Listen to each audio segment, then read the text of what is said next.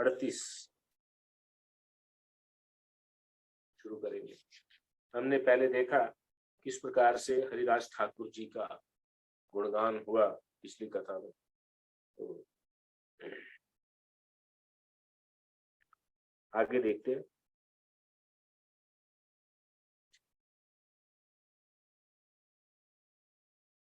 तो एक पहरा पहले से पढ़ता हूं।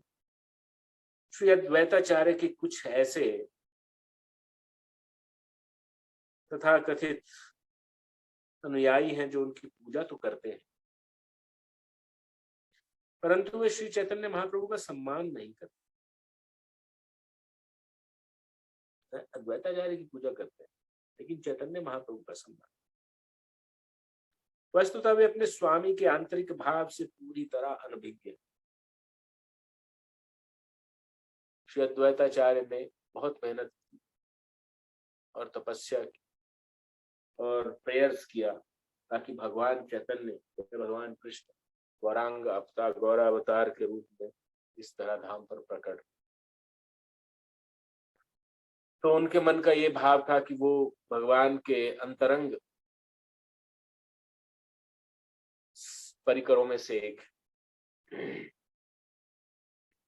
तो जो उनकी तो उपासना, पूजा और उपासना करते हैं, लेकिन श्रीमन गौरांग महाप्रभु का सम्मान नहीं करते।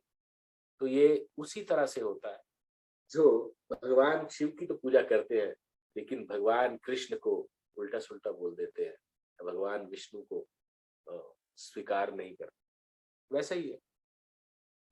निम्नगानाम यथा गंगा, देवानाम अच्युतो यथा, वैष्णवानाम यथा शंभु, पुराणानाम इदं तत्।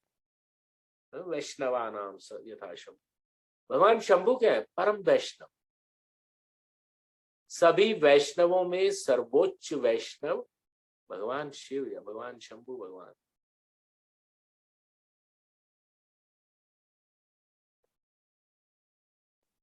और शंभु भगवान बोलते हैं, उमा कहूं मैं अनुभव अपना, सत हरि भजन जगत सब सपना। सिर्फ और सिर्फ भगवान का नाम ही शाश्वत है, सत्य है, और बाकी पूरा जगत स्वप्न के समान, यानी टेम्परेरीनेस। जिस तरह स्वप्न एक टेम्परेरी होता है ना, वैसे ही ये जगत भी टेम्परेरी है। थोड़ा टाइम के लिए हम लोग इसमें रह पाते, लेकिन हरि नाम सत्य है, सत्य हरि भजन। तो भगवान शिव क्या करते हैं? समाधि किसकी लगाते हैं?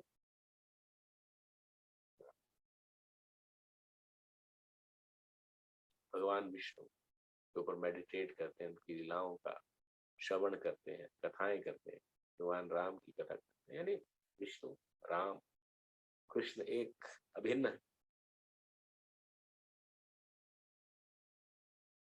तो जो तो शिव, बहुत लोग शिव जी, अरे नहीं मैं शिव जी को मानता हूं। अरे शिव जी की मानते हो क्या?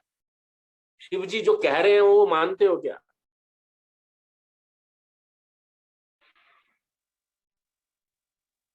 जो व्यक्ति भगवान कृष्ण की सेवा करता है, पूजा करता है, भक्ति करता है, तो भगवान शिव उससे अतीव प्रसन्न होते हैं।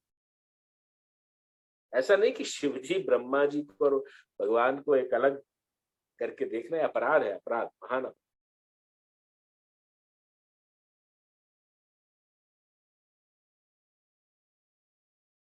तो यही बात कह रहे हैं कि अद्वैताचार्य कुछ ऐसे तथाकथित न्यायी हैं जो उनकी पूजा तो करते हैं परंतु वे श्री चैतन्य महाप्रभु का सम्मान नहीं करते। वस्तुतः वे अपने स्वामी के आंतरिक भाव से पूरी तरह अनभिज्ञ। जिस तरह से भगवान शिव के आंतरिक भाव से हम लोग पूरी तरह अनभिज्ञ हैं। भगवान शिव का आंतरिक भाव है कि भगवान कृष्ण सर्वे सर्वा है, भगवान विष्णु सर्वे सर्वा है, और उनको मानकर उनकी वो मेडिटेशन करते रहते हैं, उनका ध्यान करते हैं।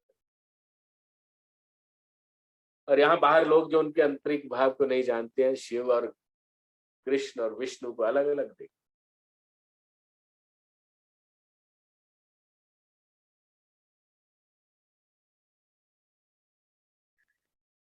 रावण शिव जी का महान भक्त था, परंतु उसने भगवान राम की सत्ता को स्वीकार नहीं की। फलतः शिव जी उससे अप्रसन्न थे, शिव जी उससे नाराज हो गए, अप्रसन्न। अंत में उन्होंने रावण की पूजा स्वीकार नहीं की और वह राक्षस राज सवंश नष्ट हुए, वंश के साथ नष्ट। शिव जी के भक्त मनमाने ढंग से कार्य करते हैं, परंतु शिव जी का स्वभाव है कि कभी उन्हें नहीं बताते कि वे उन कार्यों से प्रसन्न नहीं। शिव जी का उदार स्वभाव है, उनको बताते नहीं कि भाई जो कुछ आप कर रहे हो, I am not happy with that. इस प्रकार अद्वैताचार्य का भी यही स्वभाव है, भगवान शिव के साथ उनका एनोलॉजिकल किया जा रहा। वे भी अपने भ्रमित अनुयायियों से कुछ नहीं कहते, और कोई अगर तथाकथित अनुयायियों को समझाने का प्रयास करता है तो वे उल्टे उन्हीं पर क्रोधित हो अपने हितैषी परिवार कर। आप उनके अच्छे के लिए समझाने जाएंगे, वो उल्टे क्रोधित होकर उसी के ऊपर अटैक करते। ये विडंबना है। अपनी भुजाएं उठाकर अचानक श्री चैतन्य महाप्रभु बोलने लगे, सब मेरी ओर देखो और तुम्हारे मन में जो भी इच्छा हो उसे मांग। सबसे पहले अद्वैताचार्य ने कहा है, भगवान मेरी यही अभिलाषा है कि आप सदैव इस अज्ञानी एवं पतित पर अपनी कृपा दृष्टि रखें। एक अन्य भक्त ने याचना की, मैं भगवान की भक्ति तथा भक्तों का संग करता हूँ, परंतु मेरे पिताजी इसका विरोध करते हैं। मेरी यही प्रार्थना है कि मेरे पिताजी का हृदय परिवर्तन हो जाए और वे भी भक्त बन जाए। इस प्रकार सब भक्त अपने प्रियजनों, शिष्यों, पत्नियों, पुत्रों, सेवकों आदि के लिए कृपा मांगने लगे। और एक भक्त ने प्रार्थना की, भगवान कृपया मुझे अपने गुरु के निर्देशों में दृढ़ श्रद्धा प्राप्त प्रदान करें। कितनी बड़ी बात। तो श्री विश्वम्बर समस्त भक्तों के परम हितैषी हैं। मधुर मुस्कान के साथ उन्होंने सब भक्तों की इच्छाएं पूर्ण करी। इसी दौरान मुकुंद एक दूसरे कमरे में एक पर्दे के पीछे छुपा था। उसके अंदर महाप्रभु के सामने आने का साहस नहीं हो रहा। प्रत्येक भक्त मुकुंद से प्रेम करता था और उसके भी सब भक्तों के साथ घनिष्ठ संबंध थे, परंतु आज किसी को समझ में नहीं आ रहा था कि महाप्रभु ने अभी तक उसे क्यों नहीं बुलाया। न तो महाप्रभु ने उसे बुलाया और न ही वह स्वयं उनके सम्मुख आया, और ये देखकर भक्तों के चित्त अत्यंत दुखी थे। आप रोज किसी पर्टिकुलर चीज को देखने के आदी हो, तो किसी एक दिन वन फाइन डे आपको वैसा सिनेरियो ना मिले तो आप प्रसन्न हो ही जाएंगे।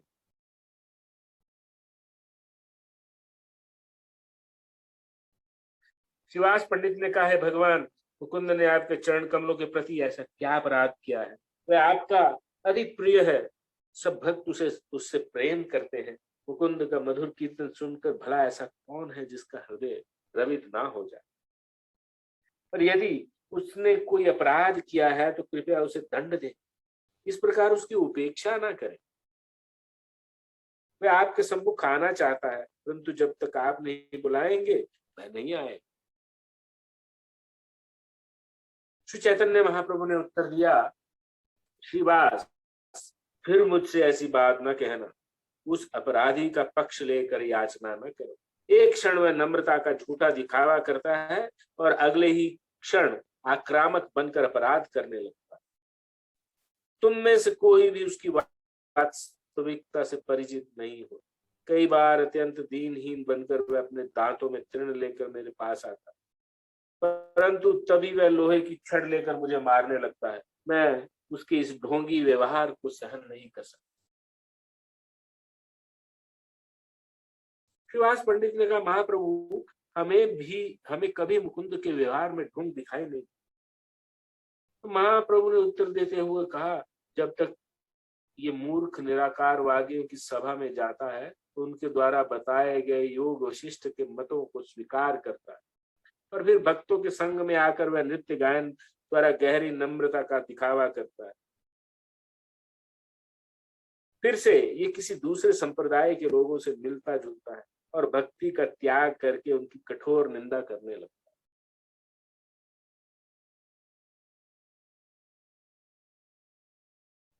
योग की किसी भी विधि को भक्ति से श्रेष्ठ मानने वाला व्यक्ति लोहे की छड़ से मेरे ऊपर प्रहार करता है, क्योंकि भगवान स्वयं भक्ति योग को सर्वोपरि मानते हैं। योगी नाम अपि सर्वेशाम यो मद गते अनंतरात् श्रद्धावान भजते यो मां सा में युक्त तमः। छठे अध्याय के अंत में भगवान ने डिक्लेयर किया भक्ति योगी है जो योगी नाम अपि सर्वेशाम, सभी योगियों में से भक्ति योगी श्रेष्ठ। और भगवान खुद ये डिक्लेयर कर रहे हैं, तो एक तुच्छ मनुष्य क्या हिम्मत कि वो उनको ऐसा वो करते, तो इसलिए भगवान नाराज है।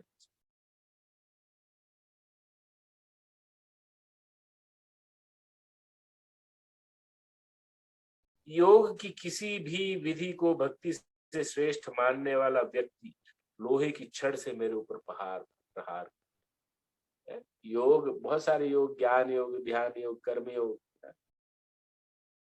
तो योग की किसी भी विधि को भक्ति योग से जो ऊपर मानता है, तो वो भगवान के ऊपर एक तरह से आयरन रॉड से प्रहार करता है, यानी उनको मार डालना चाहता है, इस तरह से एनालॉजिकली बोल।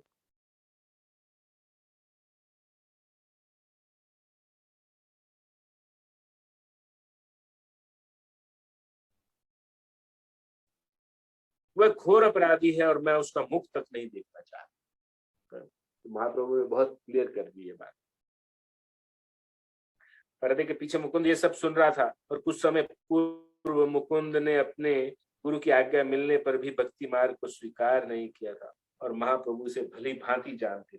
ये सुनकर कि महाप्रभु ने उसका त्याग कर दिया है, मुकुंद ने सोचा अब मेरे जीवित रहने का कोई उद्देश्य नहीं बचा, मैं अपने इस पापी शरीर को नष्ट कर। मुकुंद ने श्रीवास ठाकुर से पूछा, पंडित जी क्या मुझे फिर कभी महाप्रभु के दर्शनों का सौभाग्य प्राप्त होगा? ये कहकर मुकुंद फूट फूट कर रोने लगा और भक्तों के करुण हृदय ये दृश्य देखकर द्रवित हो गए। महाप्रभु ने उत्तर दिया, 1 करोड़ जन्मों के बाद मुकुंद को मेरे दर्शन होंगे।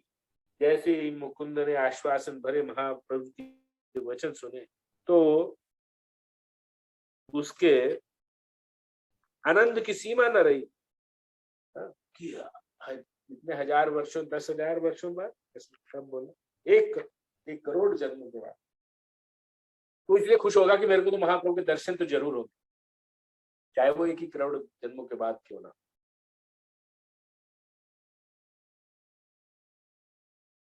और जैसे उसने सुना, अत्यंत उल्लासित होकर वह उन्मत्त व्यक्ति के समान नृत्य करने लगा और ये देखकर महाप्रभु ने आदेश दिया, तुरंत मुकुंद को मेरे सामने लाओ।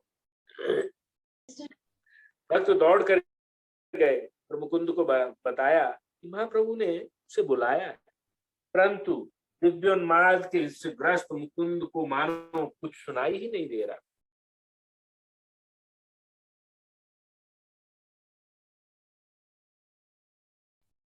उसके मुख से मैं देखूंगा कि अतिरिक्त अन्य कुछ नहीं निकल रहा।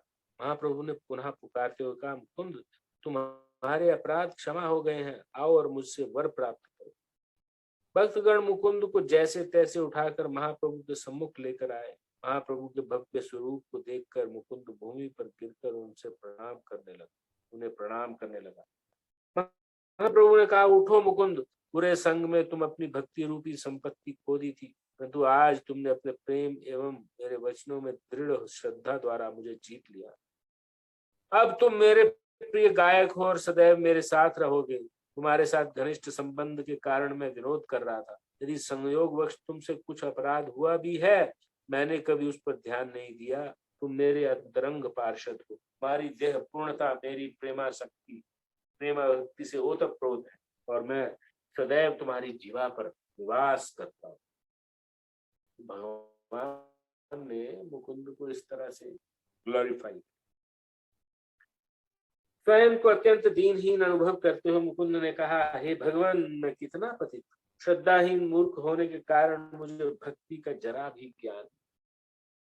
दुर्योधन ने आपके विश्व रूप के दर्शन किए, परंतु भक्तिहीन होने के कारण उसका सर्वनाश हो गया। उपयुक्त भक्ति भावना के अभाव में आपके सम्मुख होते हुए भी मैं किस प्रकार दिव्य सुख का अनुभव कर सकता हूँ। और जिस समय आप रुक्मणी से के निवेदन पर उसका अपहरण करने के लिए आए, उस समय वहां उपस्थित सब राजाओं ने गरुड़ पर विराजमान आपके तेजों में रूप के दर्शन। इन राजाओं ने उस रूप को देखा जिसकी पूजा स्वयं ब्रह्मा जी करते हैं, परंतु चूंकि उन्होंने आपके विरुद्ध अस्त्र शस्त्र उठाए, ये सब नष्ट।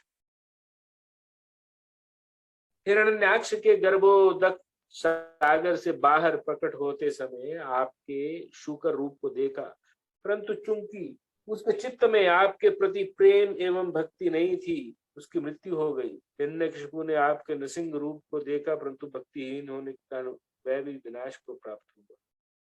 हे भगवान, मेरे हृदय में आपके प्रति भक्ति का लेश तक नहीं है, परंतु आश्चर्य है कि मैं अभी तक जीवित हूँ।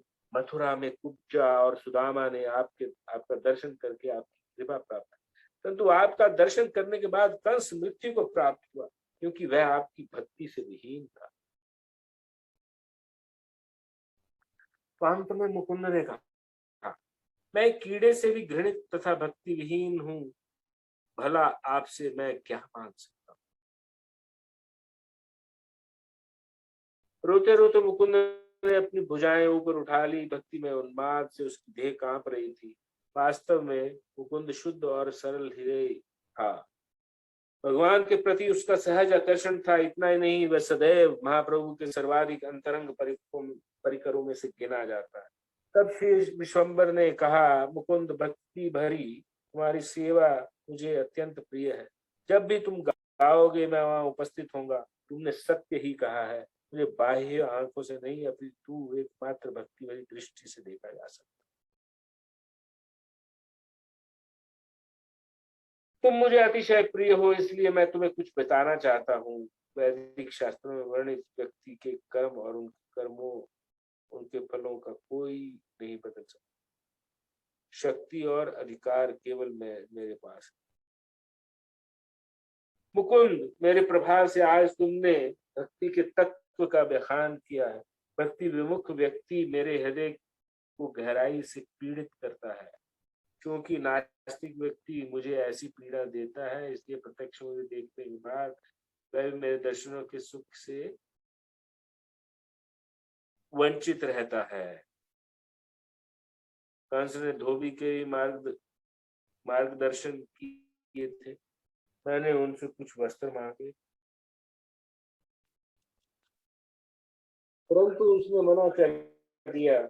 उसके पास मेरी भक्ति एवं सेवा करने का एक सुअवसर था, तो दुर्भागा उसका लाभ नहीं उठा पाया। वास्तव में उस धोबी ने अनेक जन्मों में कठोर तपस्याएं की थी, और उसका पुण्य के फलस्वरूप मेरे दर्शकों का अवसर प्राप्त हुआ। परंतु चूंकि उसके हृदय में मेरी भक्ति नहीं थी, इसलिए मेरा दर्शन करने पर भी उसे आनंद नहीं। मैं अपने भक्तों पर अपनी कृपा नहीं करता। मेरा दर्शन करने से व्यक्ति को अलौकिक तथा सनातन सुख प्राप्त होता है, परंतु अभक्त व्यक्ति मेरा दर्शन करके भी इस सुख से वंचित रह जाता है। भक्ति की प्रामाणिक विधि की निंदा करके व्यक्ति भी की भक्ति नष्ट हो जाती, और यदि किसी के हृदय में भक्ति ही नहीं है तो उसके लिए मेरा दर्शन व्यर्थ जाता। बिना भक्ति भाव से कोई दर्शन करने जाएगा तो वो दर्शन व्यर्थ है। दर्शन तो वास्तव में हृदय की करुणा उत्पन्न होकर जब भगवान के दर्शन किए जाए, तब करुणा का भाव उत्पन्न होना चाहिए, नेकता का भाव, दीनता का भाव। अन्यथा आपका उसका कोई अर्थ नहीं है दर्शन। you see something, some sculpture and come back. ऐसा ही हो जाता।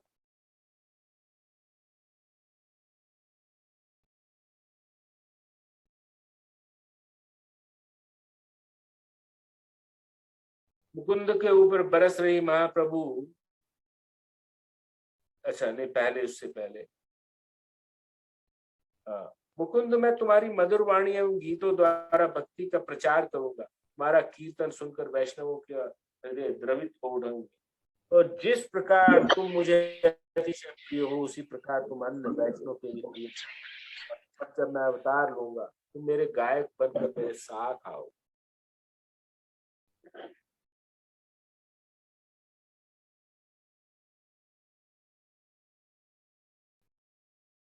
मुकुंद के ऊपर बरस रही महाप्रभु की कृपा को देखकर भक्त हर्षोल्लास में जय जयकार करने लगे, और इस प्रकार श्री चैतन्य महाप्रभु ने प्रत्येक भक्त की इच्छा पूरी की। इतना नहीं, जिस भक्त का भगवान के जिस रूप में के प्रति प्रेम आकर्षण था, महाप्रभु ने उसे उसी रूप के दर्शन करवाए। प्रतिदिन महाप्रभु अपनी अद्भुत अतुलनीय लीलाएं करते थे और सब वैष्णव अपनी पत्नियों के साथ उनका रसास्वादन करते।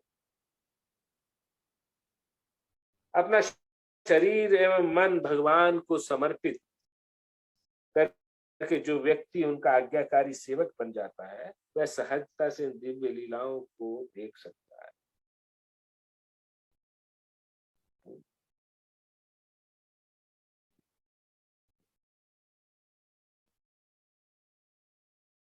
उन दिनों नवदीप महान सन्यासियों, विद्वानों, तपस्वियों, शास्त्र के छात्रों तथा योगियों का गढ़ था। अधिकांश लोगों ने दीर्घ काल तक भगवत गीता तथा श्रीमद् भागवतम का अध्ययन किया, और कुछ लोग इनके शिक्षक भी थे, परंतु रूढ़िवादी परंपराओं को पकड़े रहने के कारण उनके हृदय में कभी भक्ति उत्पन्न नहीं हुई। इनमें से कुछ अध्यात्मवादी कठोर ब्रह्मचर्य का पालन कर रहे थे। उन्होंने कभी भी दूसरों से सेवा न लेने का प्रण तय किया हुआ था, परंतु उनकी बुद्धि पर मिथ्याहंकार की इतनी मोटी परत जमी थी, उनमें से कोई समझ नहीं पाया कि साक्षात भगवान ने वैकुंठ लोक के से श्रीवास पंडित के घर अवतार लिया है। जिस अलौकिक सुख का अनुभव श्रीवास पंडित के दास दासी कर रहे थे, वह सुख नवदीप के शास्त्र परंगत प्रकांड विद्वानों के लिए अनजान वस्तु बना रहा। चैतन्य महाप्रभु को केवल भक्ति द्वारा बांधा जा सकता है, धन, उच्च कल, विद्वत्ता अथवा भौतिक योग्यताओं द्वारा नहीं। महाप्रभु की लीलाएं नित्य हैं, अंतहीन। वैदिक शास्त्र वर्णन करते हैं कि वे कभी वे प्रकट हैं और कभी अप्रकट। श्री चैतन्य महाप्रभु की लीलाएं इस समय भी हो रही है, और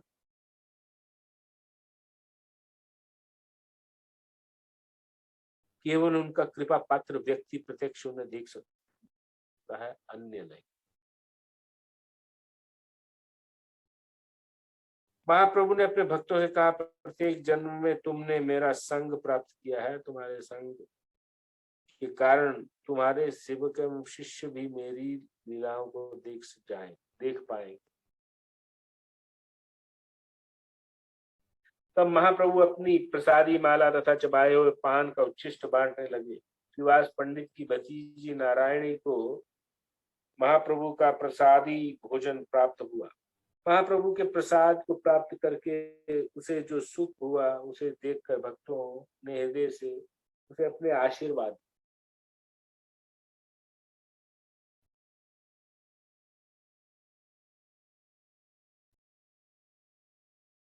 महाप्रभु ने कहा, नारायणी कृष्ण प्रेम के उन्माद में आंसू बहाओ। महाप्रभु का ऐसा प्रताप था कि ऐसा कहते ही नारायणी कृष्ण कृष्ण कहते हुए रोने लगी। इस अध्याय का समापन करते हुए लेखक कहते हैं, श्री नित्यानंद प्रभु सदैव सोचते हैं, मैं श्री चैतन्य महाप्रभु का दास हूँ। वे सदैव भगवान के सेवक भाव में रहते हैं। हे श्री चैतन्य महाप्रभु, कृपया मुझे नित्यानंद प्रभु के चरण कमलों का आश्रय प्रदान करें। नित्यानंद प्रभु के प्रति प्रेम के फल स्वरूप ही मैं श्री चैतन्य महाप्रभु की लीलाओं का गायन करने में सक्षम हुआ हूँ। श्री नित्यानंद प्रभु स्वयं को चैतन्य महाप्रभु के सेवक के अतिरिक्त कुछ नहीं देखते।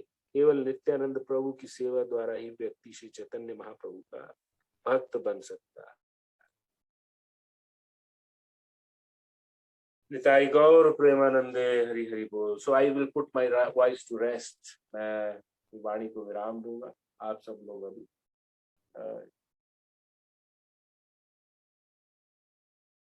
टीका टिप्पणी कीजिए, कमेंट कीजिए। हरे कृष्ण।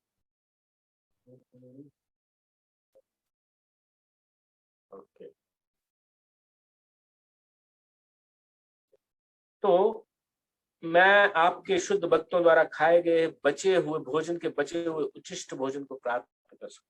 तो ऐसा समझते संतों का उच्छिष्ट खाने से संतों के गुण हमारे अंदर आ जाते और व्यक्ति की आध्यात्मिक प्रगति जो है बहुत फास्ट हो जाती।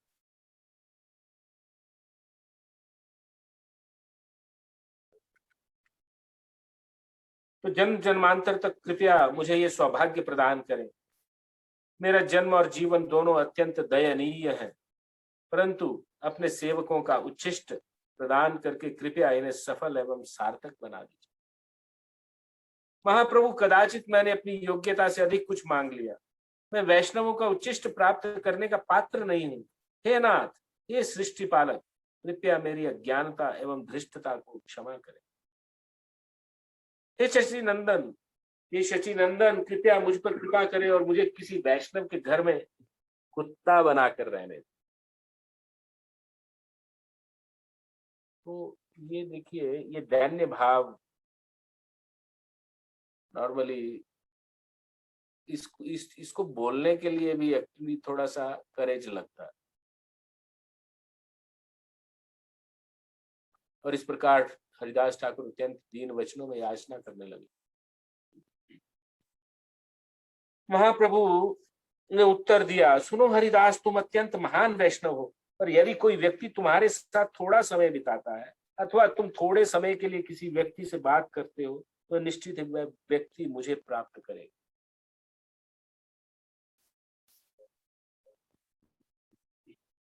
इसमें कोई संशय नहीं। चूंकि मैं सदैव तुम्हारे हृदय में वास करता हूं, इसलिए जो व्यक्ति तुम्हारा सेवा सम्मान करता है वह वास्तव में मेरा सेवा सम्मान। तो हरिदास ठाकुर जी की समाधि स्थल जो है श्री जगन्नाथपुरी में, अगर आप जाएंगे तो वहां पर क्या गंभीरा या ऐसा कोई जगह है, वहां पर वो जो समुद्र के तट के बिल्कुल पास उनका समाधि स्थल है। मुझे मौका मिला और बहुत शांत जगह है।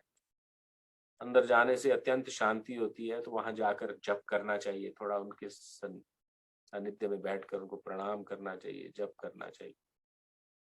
तो मुझे मौका मिला है, तो हम लोग वहां पे जा गए थे, वहां पे जप किया, हमने समुद्र स्नान भी किया।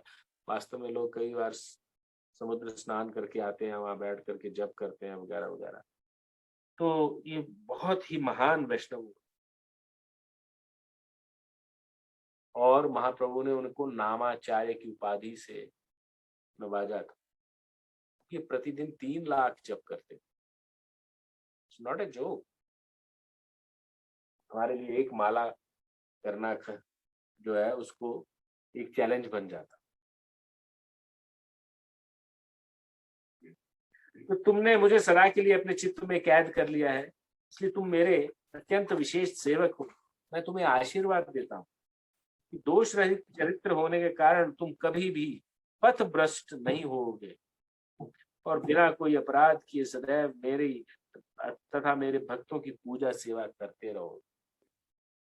यही सर्वोच्च सिद्धि है वास्तव में, और यही वरदान महाप्रभु ने हरिदास ठाकुर को दिया। ये घोषणा सुनते ही वहां एकत्र भक्तगण उल्लसित होकर तुमुल ध्वनि में जय जय करने लगे। और भगवत प्रेम प्राप्त करने के लिए उच्च कुल में जन्म, जाति, कर्म कांड, धन आदि का कोई मूल्य नहीं। बहुत ध्यान से सुनिए। भगवत प्रेम प्राप्त करने के लिए उच्च कुल में जन्म, जाति, कर्मकांड, धन आदि का कोई मूल्य नहीं है। आप अपार धन संपत्ति कमा लीजिए, हाँ, आप थोड़ा सा डोनेशन दे करके भगवान के सामने से दर्शन जरूर कर सकते हैं, परंतु अगर आपका चित्त शुद्ध नहीं है तो भगवान आप वो मतलब कि इट इज लाइक पश्यन अपि अपश्यति, मतलब देखते हुए भी नहीं देखता। हालांकि मैं ये उदाहरण किसी और चीज के लिए यूज किया गया, पश्यन अपश्य, देखते हुए भी नहीं देखता। तो वैसे ही बात है, तो भगवान को ऐसा नहीं कि जिसके पास बहुत धन संपत्ति है वही जाके दर्शन कर लेता है और अपने आप को कृतार्थ समझता है।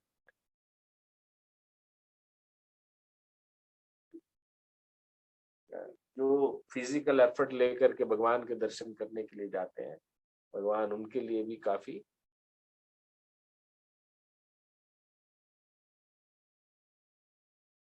उनके अधीन रहते हैं।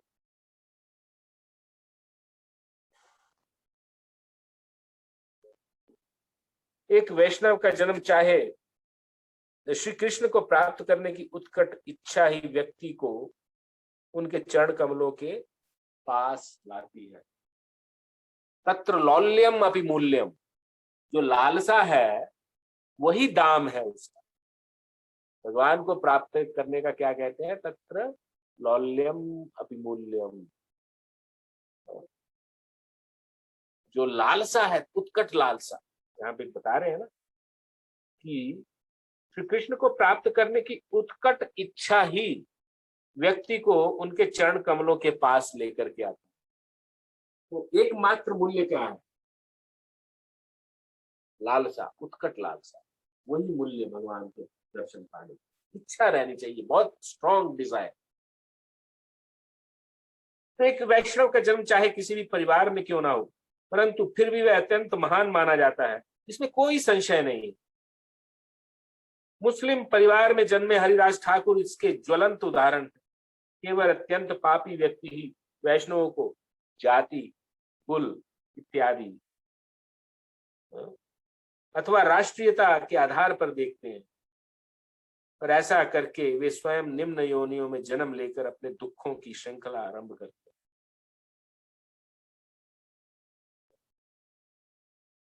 तो एक वैष्णव कोई शरीर के आधार पर किसी को नहीं देखता है, वो प्योरिटी ऑफ सोल देखता है।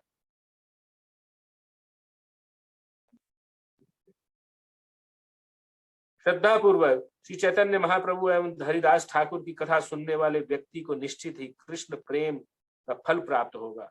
ये मेरा नहीं अपितु समस्त शास्त्रों का निष्कर्ष है। यदि व्यक्ति शुद्ध भक्तों के पावन चरित्र को सुनता है तो उसे अवश्य भक्ति रस के आनंद की प्राप्ति होगी। शील हरिदास ठाकुर की जय हो। मात्र उनके स्मरण से ही व्यक्ति समस्त पापों से मुक्त हो जाता है। इतना उनका चरित्र इतना महान है। आप देखिए, आप कोई भी लिटरेचर पढ़ते हैं, कोई भी आप नॉवेल पढ़ते हैं, नॉवेल पढ़ लिया, बस उसका स्टोरी लाइन का आनंद ले लिया और बस सब खत्म।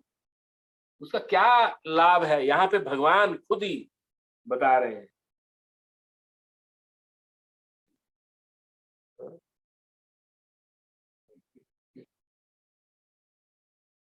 मात्र उनके स्मरण मात्र से व्यक्ति समस्त पापों से मुक्त हो जाता है। इतना बड़ा उसका श्रुति फल है या सुनने का भी फल।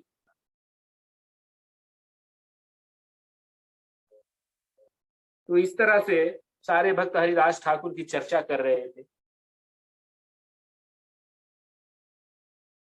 एक ने कहा वे स्वयं ब्रह्मा जी हैं, तो दूसरे ने कहा प्रतीत होता है कि प्रहलाद महाराज ही हरिदास बनकर अवतरित हुए। इसके बाद महाप्रभु श्री अद्वैताचार्य की ओर मुड़े और मुस्कुराते हुए वे अपना चित्त उजागर करने लगे। सुनो आचार्य, क्या तुम्हें उस रात का स्मरण है जब मैंने स्वयं तुम्हें भोजन खिलाया था? उस समय तक मैंने इस धरा पर अवतार नहीं लिया था और तुम मेरे अवतरण के लिए तीव्र प्रार्थनाएं कर रहे। उस समय तुम भगवत गीता पर व्याख्यान देते और प्रत्येक श्लोक का अर्थ भक्ति के संदर्भ में करते, परंतु कोई विरला ही तुम्हारे अंतर्भाव को समझ पाता। एक दिन तुम भगवत गीता के एक श्लोक को समझ नहीं पाए कि वह किस प्रकार भक्ति से जुड़ा है। ऐसा होने पर भी तुमने उस श्लोक में कोई दोष नहीं देखा। उस श्लोक को सही समझ प्राप्त करने के लिए तुमने समस्त भोगों का त्याग करने का प्रण ले लिया और अत्यंत निराश होकर तुम लेट गए और भोजन त्याग दिया। उस समय मैं तुम्हारे स्वप्न में आया और तुमसे कहा, उठो आचार्य और भगवत गीता के इस श्लोक का वास्तविक अर्थ सुनो। उपवास त्याग दो और भरपेट भोजन करो। जब तुम उपवास करते हो तो मैं भी उपवास करता हूँ। मैं तुम्हें थोड़ा भी दुखी नहीं देख सकता और इसलिए मैं तुम्हारे स्वप्न में आया। और इस प्रकार महाप्रभु ने अद्वैताचार्य को स्मरण करवाया कि उन्होंने श्रीमद् भगवत गीता के उस श्लोक का ज्ञान देकर उनकी शंकाओं का समाधान किया। तो महाप्रभु ने आगे कहा, इससे पूर्व मैंने एक श्लोक को छोड़कर भगवत गीता के सारे जटिल श्लोकों का अर्थ समझाया था और वह श्लोक है सर्वथा पाणिपादंतता 13:14 है ना। तो ये सर्वत्र पाणिपादंत,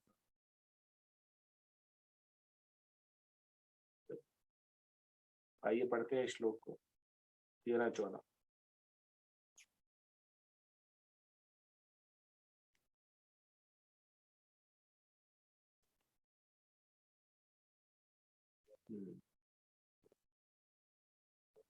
सर्वतः पाणिपादं तत् सर्वतो शिशिरो मुखम् सर्वथा श्रुतिम् आलोके सर्वमावृत्य तिष्ठति। सर्वतः पाणिपादं तत् सर्वतो शिशिरो मुखम् सर्वथा श्रुतिम् आलोके सर्वमावृत्य तिष्ठति। उनके हाथ, पांव, आंखें, सिर तथा मुंह तथा उनके कान सर्वत्र हैं। इस प्रकार परमात्मा सभी वस्तुओं में व्याप्त होकर अवस्थित।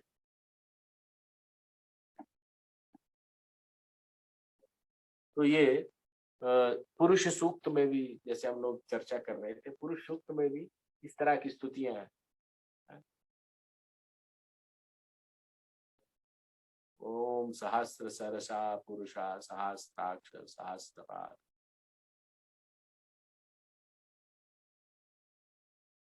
तो हजारों भुजाएं हैं, हजारों उनके सिर हैं। इस तरह से मतलब कि वेदों में भगवान, इनका अर्थ यह है कि भगवान सर्वत्र, हरि सर्वत्र सर्वदा, हमेशा रहते हैं और सर्वत्र रहते हैं।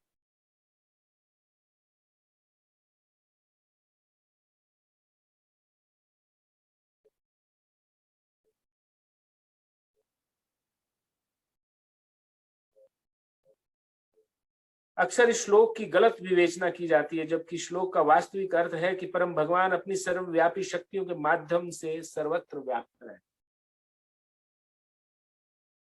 जब महाप्रभु इस श्लोक का अर्थ स्पष्ट कर रहे थे तो उस समय अद्वैताचार्य कृतज्ञता तथा आनंद की भावना से भर उठे। वे स्वयं को श्री चैतन्य महाप्रभु के आज्ञाकारी सेवक मानते थे और भगवत प्रेम की भावनाओं से ओतप्रोत वे विभिन्न प्रकार से भगवत गीता के अर्थ किया करते और केवल कुछ भाग्यशाली शुद्ध भक्ति उन्हें समझ पाते। और श्री अद्वैताचार्य के कुछ ऐसे तथाकथित अनुयायी हैं जो उनकी पूजा तो करते हैं परंतु वे श्री चैतन्य महाप्रभु का सम्मान नहीं करते। वस्तुतः वे अपने स्वामी के आंतरिक भाव से पूरी तरह अनभिज्ञ हैं। रावण शिवजी का महान भक्त था परंतु उसने भगवान राम की सत्ता को स्वीकार नहीं किया। फलस्वरूप शिवजी उससे अप्रसन्न थे। अंत में उन्होंने रावण की पूजा स्वीकार नहीं की और वह राक्षस राज वंश नष्ट हो गया। शिवजी के भक्त मनमाने ढंग से कार्य करते हैं परंतु शिवजी का स्वभाव है कि वे कभी उन्हें नहीं बताते कि वे उन कार्यों से प्रसन्न नहीं है।